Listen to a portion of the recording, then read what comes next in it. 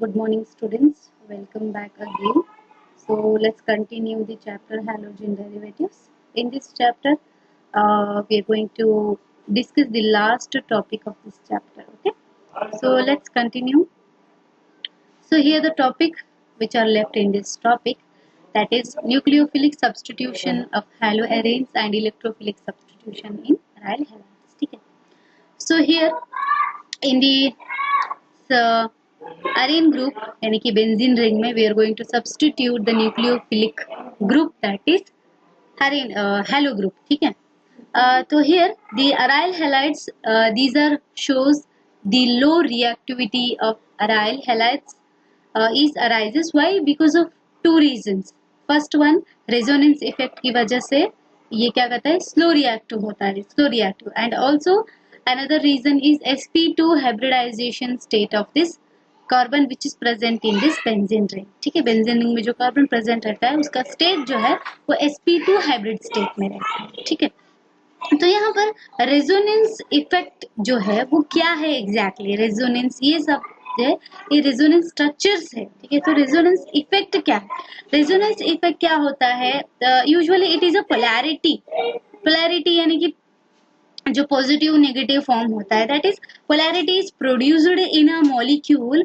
Y? Because to interact between a lone pair of electron and a pi bond. ठीक है, यहाँ पर interact होता है लोन पेयर ऑफ इलेक्ट्रॉन और पाई बॉन्ड के बीच में इंटरैक्ट होता है, इसकी वजह से क्या होता है, पोलैरिटी प्रोड्यूस हो जाता है. ठीक है, let's see the nucleophilic substitution in haloarenes में. ठीक है, तो here in this chlorine it has 3 lone pair of electrons. ठीक है, तो यहाँ पर टोटल 3 लोन पेयर है.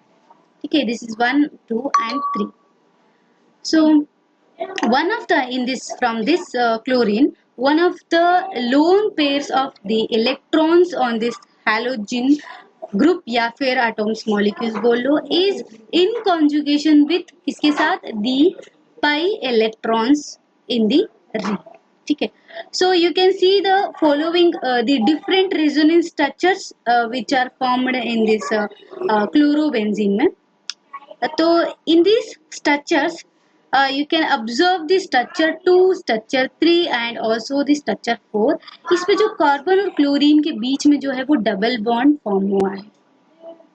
ठीक है, तो ये जो है ये डबल बॉन्ड नहीं है. ठीक है, ignore this double bond. Okay, so यहाँ पर क्या होता है, यहाँ भी डबल बॉन्ड है, मैंने शो नहीं किया है बिकॉज यहाँ पर एरो मार्क शो किया है कि ये जो आएगा इसमें और यहाँ का जो पाई बॉन्ड है वो it is shifting in this position. ठीक है, तो यहाँ पर क्या हो गया, यहाँ पर इसके लिए शो किया है मैंने क्योंकि it is going to remove, it is going to add to this again. ठीक है, so ignore this double bond. ठीक है, so these are showing these structure 1, structure 2 and structure 2, 3 and 4 showing in between carbon and chlorine double bond show कर रहा है. ठीक है, in this chlorobenzene में.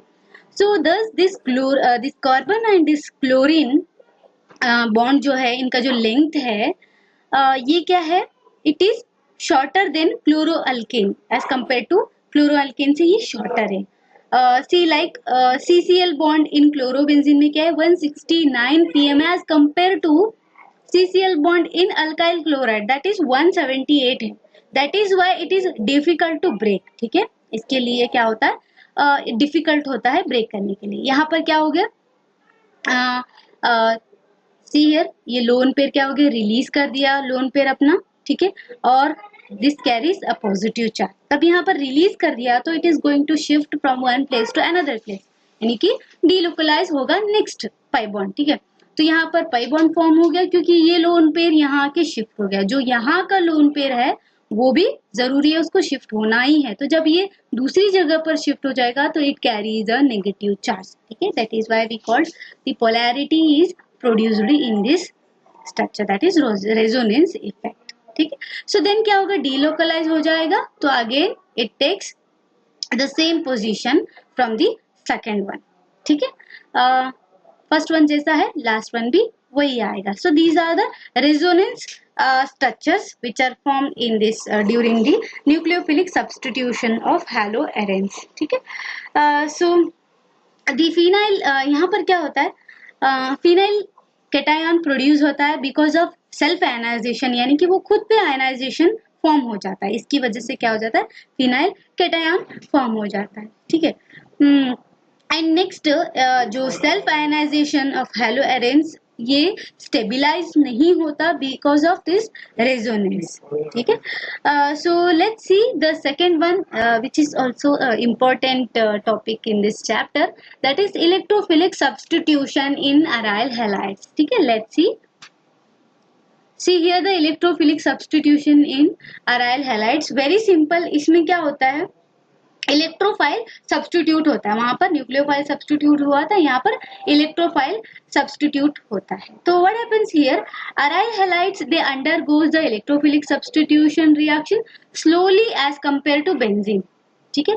तो in this resonance structure of chlorine benzene में क्या होता है, electron density is relatively more, electron density यानी कि उनकी जो क्लोरोबेंजीन में इस ऑर्थो और पैरा पोजीशन में इलेक्ट्रॉन की जो डेंसिटी है वो ज्यादा रहती है ऑर्थो एंड पैरा पोजीशन में। So therefore the incoming electrophilic groups, जो आने वाला इलेक्ट्रोफिलिक ग्रुप है, it is more likely to attack at this position, इसकी वजह से वो क्या करता है, दे अटैक अपना जो पोजीशन है इस पर वो आके अटैक करता है, अपना पोजीशन बना लेता है। So in that you can see sulphonation भी आएगा, नाइट्रेशन आएगा, हेलोजिनेशन, ये सब क्या होता है, वेरी सिंपल। सल्फोनेशन क्या होता है, सल्फो ग्रुप को बेंजीन रिंग में इंट्रोड्यूस करना, उसी को बोलते हैं सल्फोनेशन, और नाइट्रो ग्रुप को इंट्रोड्यूस करने को हम बोलते हैं नाइट्रेशन बोलते हैं, ठीक है।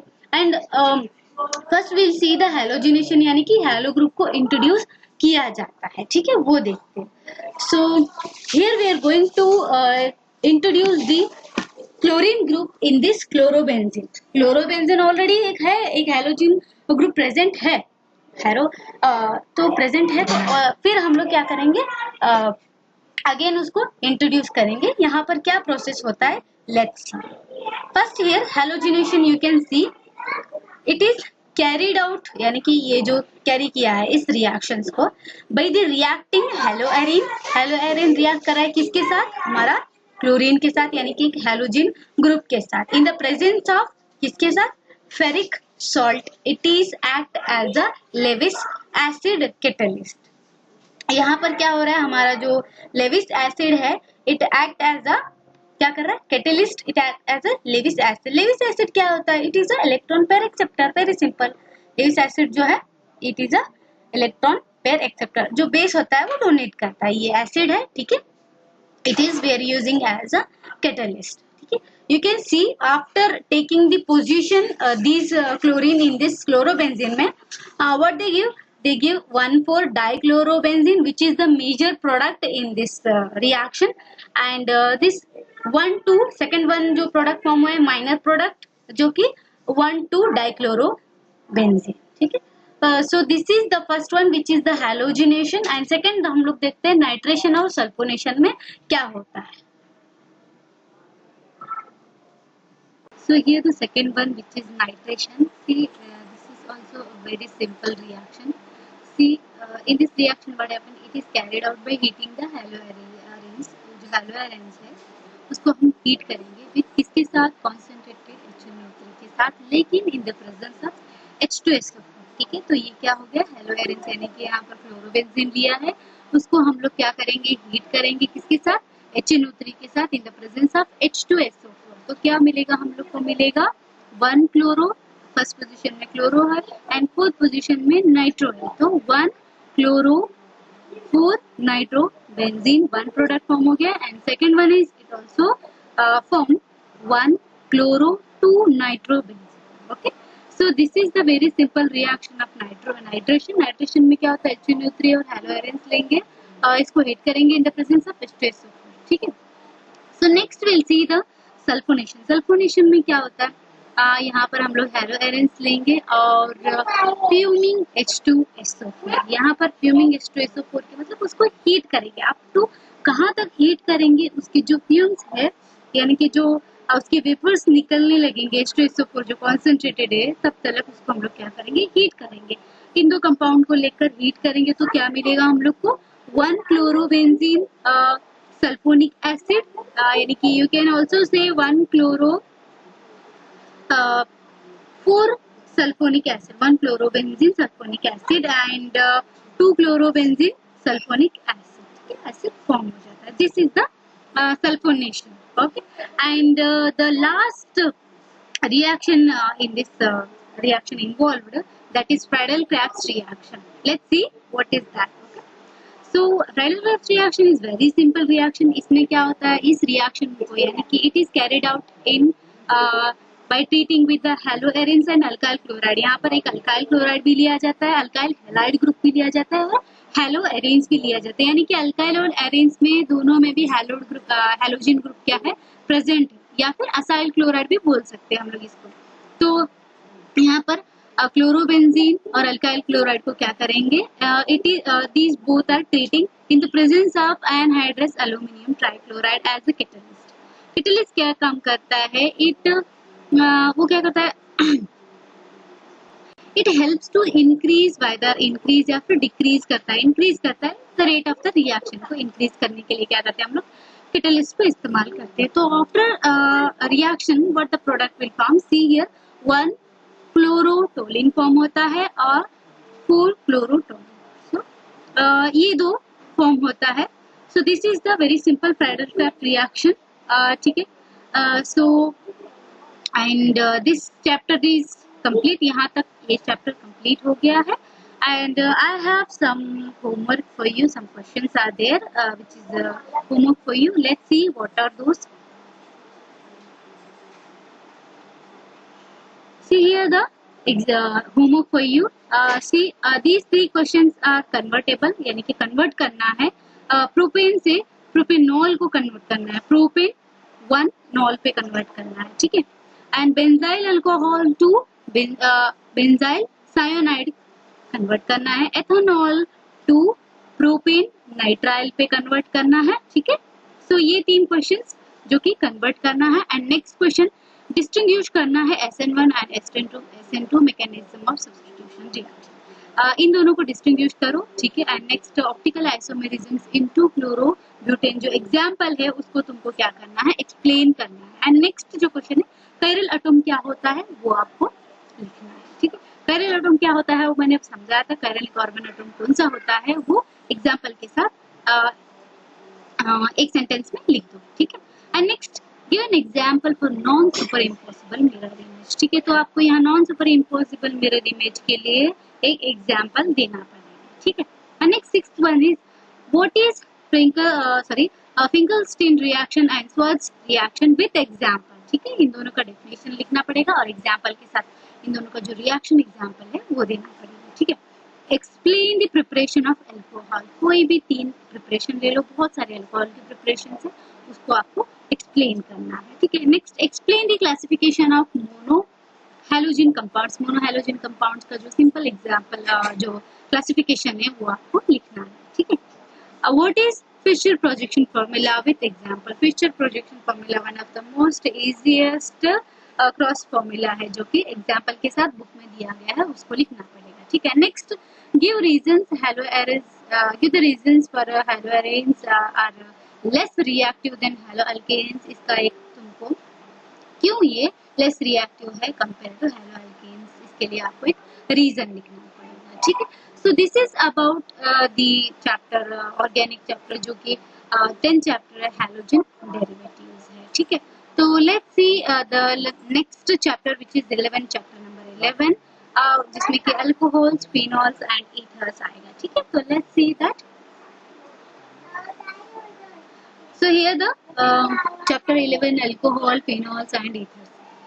इसमें से कुछ important topic है वो मैं बताती हूँ. क्या क्या important topics जो इसके अंदर आएंगे, what are those? Let's see. So see here some important topics in this chapter. Classification of ethers, alcohols आएगा and preparation of alcohol, ethers and phenol भी आएगा. Physical properties of alcohols, ethers and phenols आएगा. And also will see the chemical properties of alcohols, ethers and phenols. And also will see some applications, यानी कि application is nothing but uses of these compounds. Alcohols हो गया, phenols हो गया, ethers हो गया, इसके कुछ एप्लीकेशंस देखते हैं. ठीक है, So let's see the first one, which is classification of ethers, alcohols and phenols. Before going to this classification, I'll give some introduction about this topic. ठीक है? See, very simple. जो alcohols है, it is organic compound है जिसमें जो molecules है उसके अंदर एक ग्रुप रहेगा जो कि OH. OH जो है हाइड्रोक्साइल ग्रुप है जो कि अटैच्ड है किसके साथ? एक सैचुरेटेड कार्बन के साथ. यानी कि कार्बन में कितने वैलेंस रहते हैं? 4 वैलेंस रहते हैं. उसमें से क्या होगा? एक जो ग्रुप रहेगा वो OH ग्रुप रहेगा. सैचुरेटेड उसको बोला जाता है जहां पर कोई भी डबल बॉन्ड या ट्रिपल बॉन्ड नहीं रहेगा, उसको हम क्या बोलेंगे? सैचुरेटेड कार्बन बोलेंगे. ठीक है. तो this hydroxyl group, what happens? This hydroxyl group, here hydroxyl group can also be represent in aromatic compounds. ठीक है. तो हम लोग ये not only in the saturated carbon, it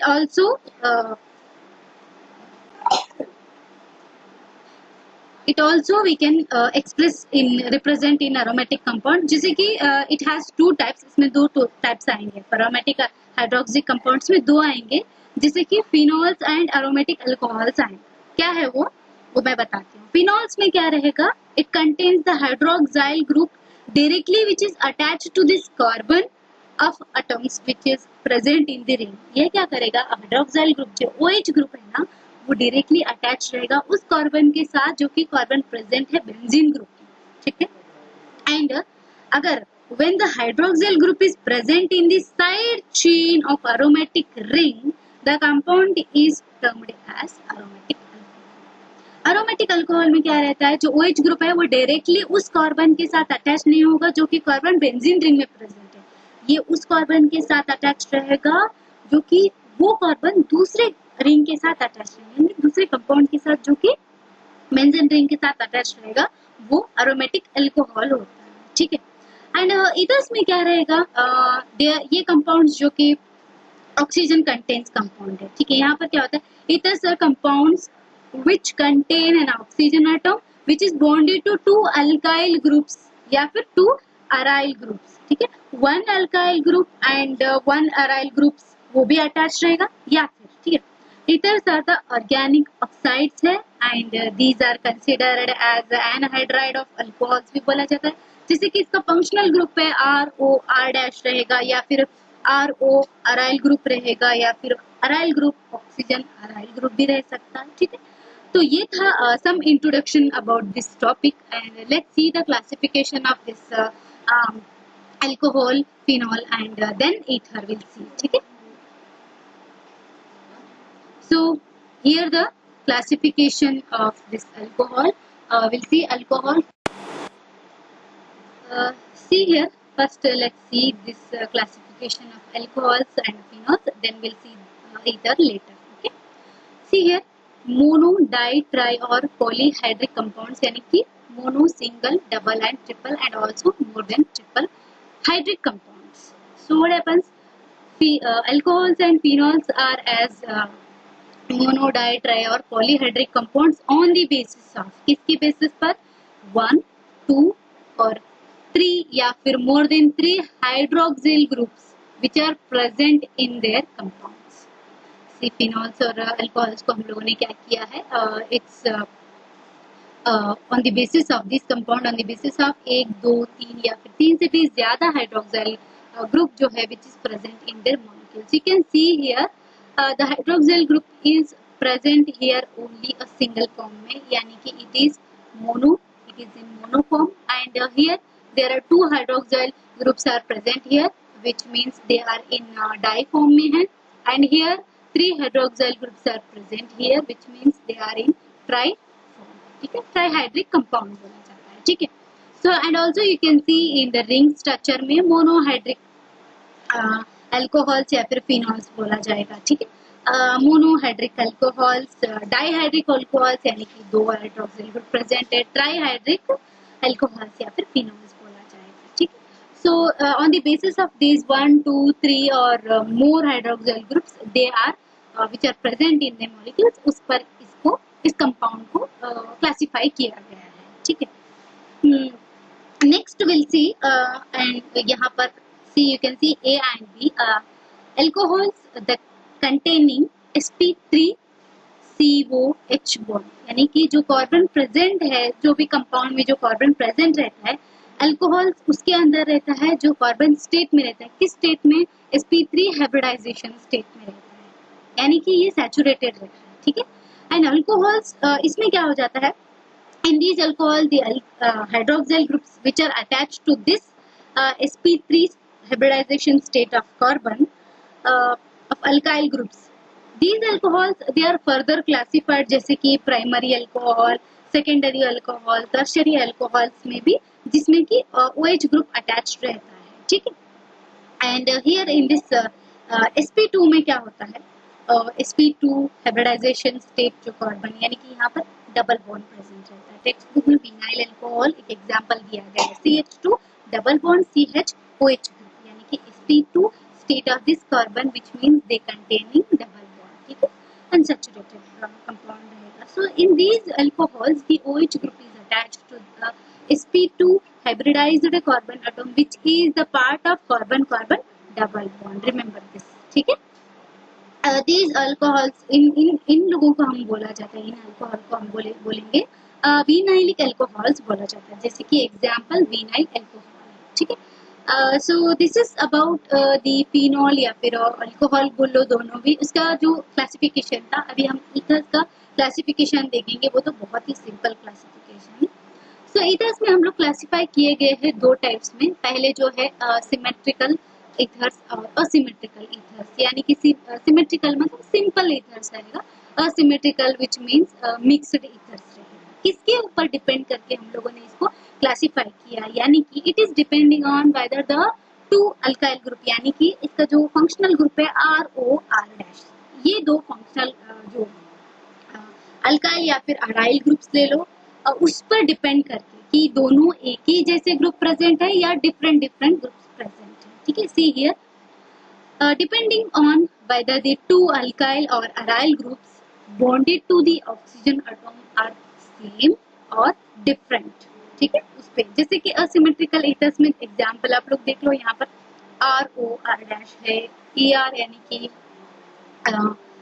ये रिंग रहेगा. ठीक है. तो अराइल ग्रुप रहेगा, ERORE यानी कि सेम है, सिमेट्रिकल. CH3O CH3 ये जो है ये सिमेट्रिकल ईथर्स में आएगा. ठीक है. एंड असिमेट्रिकल में क्या आएगा, जैसे कि see here there are different groups are attached to this oxygen atom. C6H5OCH3 है, CH3O C2H5. ये जो डिफरेंट अटैच्ड ऑक्सीजन को बॉन्डेड किया गया है, बॉन्ड किया गया है, तो वो जो है वो इधर असिमेट्रिकल ईथर्स रहेगा. ठीक है. सो वेरी सिंपल, यही था हमारा जो classification of alcohol, phenols and ethers का क्लासिफिकेशन. ठीक है. So let's see in the next class preparation of alcohols को हम लोग क्या करेंगे नेक्स्ट क्लास में देखेंगे. ठीक है. Very simple. इस टॉपिक में जो आएगा वो सी हियर कुछ नहीं, अल्कोहल का प्रिपरेशन रहेगा, फिनॉल ईथर्स का प्रिपरेशन रहेगा, बहुत सिंपल है. फिजिकल प्रॉपर्टी और केमिकल प्रॉपर्टी तो रहेगा ही. ठीक है. एंड देन एप्लीकेशंस रहेगा. ठीक है. वेरी सिंपल है. So this is about the second organic topic which is chapter number 11 phenols, alcohols and ethers classification. ठीक है.